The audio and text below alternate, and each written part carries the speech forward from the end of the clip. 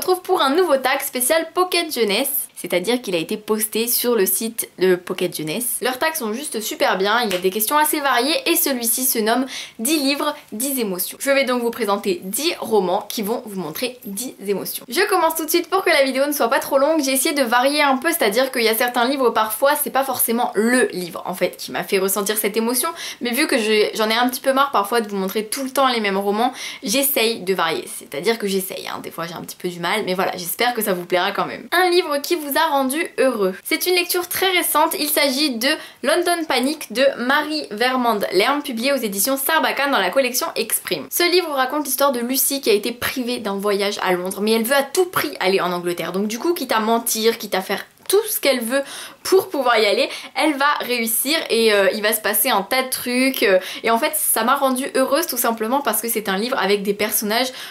bourrés de bonne humeur en fait, même s'il peut y avoir des émotions un peu plus tristes parfois parce que voilà, ça reste un livre qui peut être émouvant aussi. J'ai trouvé qu'il me rendait heureuse, j'ai trouvé que quand on le referme, on a vraiment un immense sourire sur le visage et ça c'est génial quand on lit un livre qui nous fait un grand sourire sur le visage. Et là j'ai trouvé que voilà, c'était le livre parce qu'il m'a fait rire, il m'a fait passer un très bon moment. C'était vraiment très amusant avec un style très original, donc du coup j'ai vraiment adoré et ça m'a rendue très heureuse de lire ce roman. Deuxième roman, un livre qui vous a fait réfléchir. Je vous cite ici Un garçon si gentil de Magali Weiner, publié aux éditions Milan dans la collection Macadam. C'est un livre qui raconte l'histoire de Roderick qui a un concert, une soirée un petit peu arrosée et la fille qu'il aime depuis toujours qui se nomme Aurélie, eh bien elle a l'air d'être assez prête pour passer à l'acte avec lui et ça fait tellement de temps qu'il attend ça. Bref, ils vont coucher ensemble et le lendemain, ou même pas le lendemain, quelques jours plus tard, la police va se rendre à son domicile et donc il est accusé de viol sur mineur en plus il me semble. Donc disons que voilà, c'est un petit peu le cauchemar qui commence, surtout que du coup on va avoir les points de vue de deux personnes, c'est-à-dire d'une personne qui n'a vraiment pas l'impression d'avoir violé son ami, qui n'a vraiment pas l'impression d'avoir commis un acte aussi irréparable, et à côté on a une fille totalement détruite. Donc du coup c'est vrai que ça m'a énormément fait réfléchir parce qu'on se demande du début à la fin finalement qui est-ce qui a raison, qui est-ce qui a tort, et c'est là qu'on se rend compte qu'il n'y a personne qui a vraiment raison ou tort, et on se rend aussi compte que la justice c'est très compliqué, que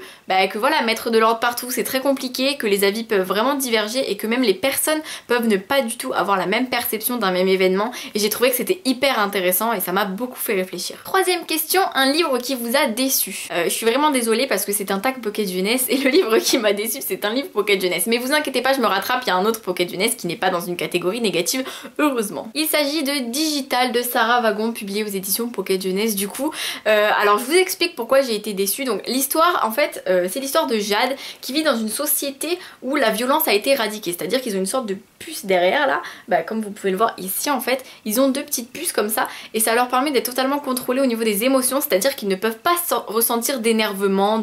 enfin ils ne peuvent pas s'énerver après les autres, c'est pas possible, sauf que il y a quand même quelque chose qui est gênant, c'est que du coup ils sont pas vraiment libres et donc elle va rencontrer un garçon qui lui a les puces dysfonctionnelles, du coup ça fonctionne pas, du coup lui ressent des émotions et elle va ressentir une sorte de défaillance elle aussi. Donc du coup qu'est-ce qu'il va se passer ensuite? Il faut le lire pour le savoir. Je vous avoue que voilà, si vous avez jamais lu de dystopie, c'est un livre qui peut vous plaire, mais moi ayant lu énormément de dystopie, quand j'ai lu ce livre j'ai eu l'impression que c'était que du déjà vu et les personnages sont vraiment restés en surface, on ne connaît rien d'eux, on s'attache pas à eux parce que l'auteur ne nous permet pas de s'attacher à eux parce qu'on ne ressent pas assez leurs émotions, leur passé, leurs envies et du coup ça stagne et ça fait que ce livre m'a déçue parce que je m'attendais à quelque chose d'excellent, le résumé promettait quelque chose d'excellent. Donc du coup voilà, c'est vrai que l'histoire en elle-même est assez sympa, mais quand on a lu beaucoup de dystopies, c'est du vu, revu et en plus vu qu'on n'a pas cette profondeur au niveau des personnages, ça fait que du coup ça n'a pas été une très bonne lecture. Numéro 4, un livre qui vous a brisé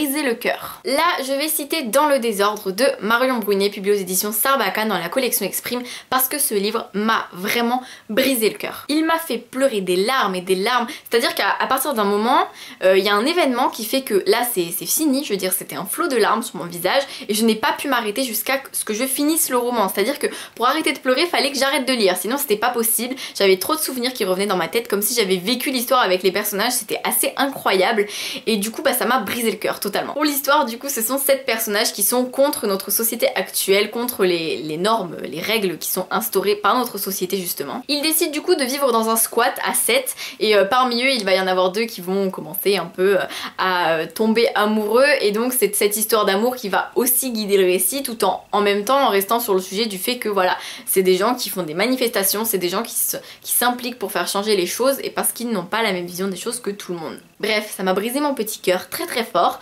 vraiment au point que j'ai direct envoyé un message à l'auteur en lui disant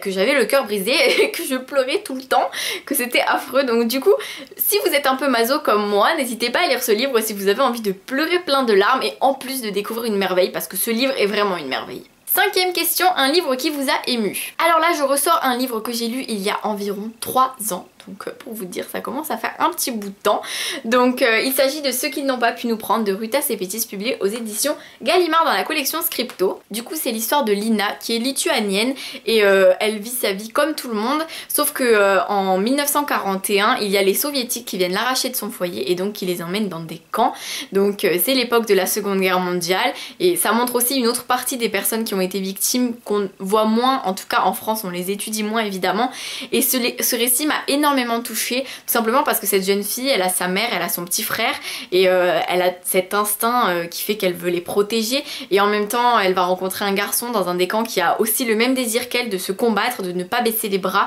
et c'était un très très beau roman, très touchant évidemment, et je me disais que j'en avais très rarement parlé dans mes vidéos, donc ça me faisait plaisir de vous en parler et de vous dire que voilà, si vous ne connaissez pas Ruta Sepetys, elle a vraiment un style sublime, et ce livre est sublime et très touchant, et ça vous donnera peut-être envie de pleurer aussi, ça vous brisera peut-être le cœur aussi, c'est très possible. Question 6, un livre qui vous a ennuyé. Alors vous savez, je déteste faire des trucs négatifs. Déjà le livre qui m'a déçu, c'était beaucoup, là un livre qui m'ennuie, et vous verrez il y a encore un autre truc négatif, j'aime pas trop ça, mais bon, pour répondre à chaque question, je suis honnête et je vous le dis du coup, mais voilà, je n'aime pas critiquer les livres comme ça gratuitement, donc c'est parce que je réponds aux questions, et en plus je vous ai déjà parlé de ces livres et j'ai pas envie de les couler, ils sont pas nuls. Mais du coup, je vous parle du livre Le Cercle Secret tome 1 de L.J. Smith, qui est un roman qui parle de Cassie qui arrive dans un nouveau lycée, elle se sent assez exclue, elle va subir assez de trucs de certaines personnes, et il y a un groupe de jeunes qui sont un peu au-dessus on va dire, et qui ont l'air de traficoter des trucs bizarres, et donc du coup elle va tomber amoureuse d'un qui est un peu du côté obscur, et il va se passer des trucs, enfin c'est un petit peu surnaturel mais en même temps c'est un peu réel vu qu'elle est au lycée, etc. Bref, c'était pas un livre qui m'a beaucoup intéressée, donc voilà, c'est pour ça que ça m'a ennuyée, tout simplement parce que je m'attendais à quelque chose qui décolle un peu plus, et là ça faisait vraiment lecture très cliché. Je veux dire, l'adolescente elle arrive, voilà, c'est un peu paranormal, on se serait un peu cru dans Twilight, sauf que voilà, Twilight je l'avais déjà lu, donc du coup ça m'intéresse tout de suite un peu moins,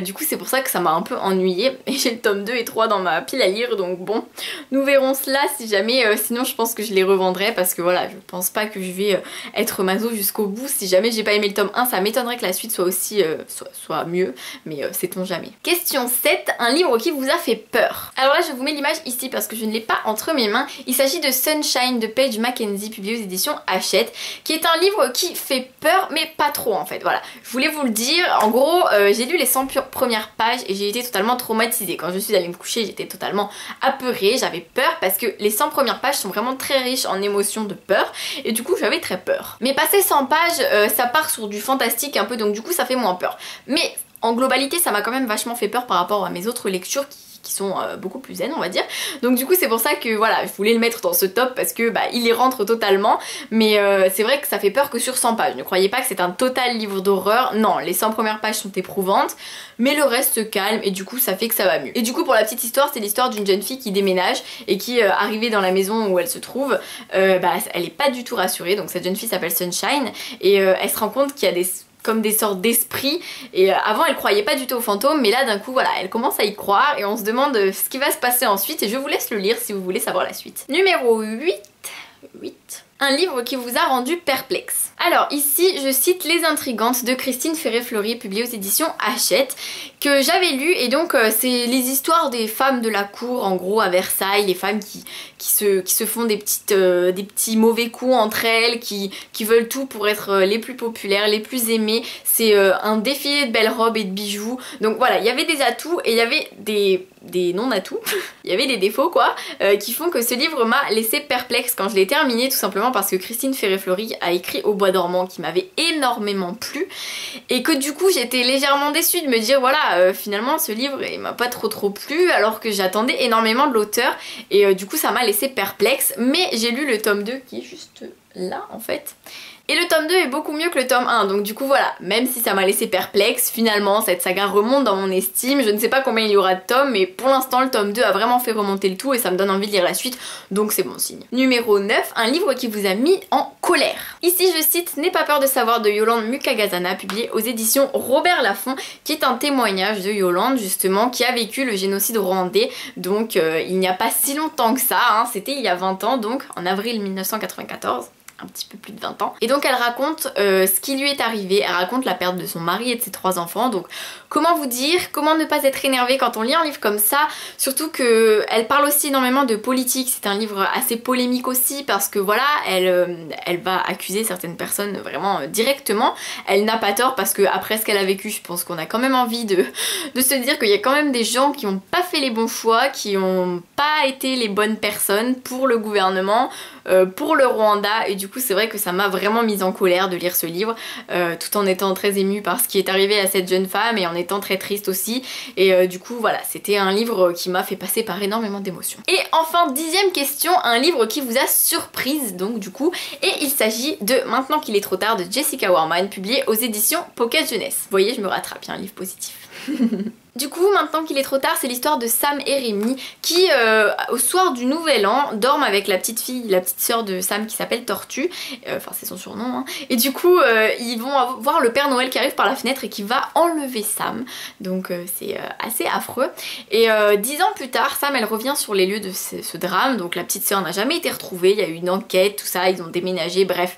Rien à l'horizon, on sait même pas si elle est décédée ou pas, et Sam, en revenant sur les lieux du crime, elle va commencer à se rendre compte que c'est peut-être pas ce qui s'est vraiment passé, qu'ils ont vu, qu'ils ont compris, parce qu'ils ont peut-être envoyé la mauvaise personne en prison. Ça m'a beaucoup surprise parce que je m'attendais pas du tout à ça en fait. Je m'attendais à un bon livre, mais je pensais pas que ça allait être un super coup de cœur, je pensais pas que ça allait être aussi passionnant, aussi intriguant, et je m'attendais pas du tout à ça à la fin non plus, et je m'attendais pas aux dernières pages non plus. Enfin bref, j'étais surprise sur tous les plans, et du coup c'était une très belle surprise justement parce que j'ai adoré ce livre, et d'ailleurs j'en avais fait une chronique très complète. Si vous ne l'avez pas vu, je vous conseille de la voir, je pense qu'après vous aurez envie de le lire tellement j'étais totalement heureuse de lire ce roman. Surtout que je l'ai lu après une grosse période de livres de fac, partiel, rien du tout de super génial à l'horizon, donc du coup ça a été une surprise doublement géniale. Et voilà, je vous ai présenté 10 livres qui m'ont fait ressentir 10 émotions différentes, sachant que beaucoup d'entre eux m'ont fait ressentir beaucoup plus d'émotions qu'une seule évidemment. J'espère en tout cas que ce tag vous a plu, je suis très heureuse que Pocket Jeunesse l'ait publié, j'ai trouvé qu'il était très intéressant